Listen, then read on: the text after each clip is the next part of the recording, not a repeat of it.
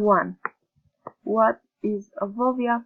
A phobia is an emotional or psychic disorder that is characterized by an intense and disproportionate fear of concrete objects or situations, such as insects or closed places.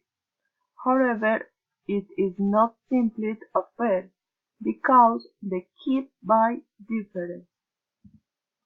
2.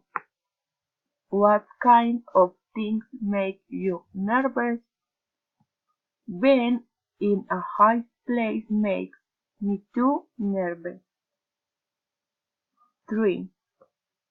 What is your biggest fear? My biggest fear is having an old egg alone. 4. What do you think is the best strategy to overcome a phobia? Many people say that to control the phobia, they must touch or be in the situation. 5.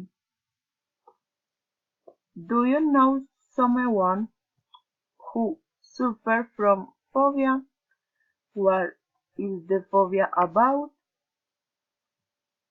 If my sister has a green phobia of frogs, when she sees them or just listening to them, she is very afraid. She despairs and feels to control that moment or fear.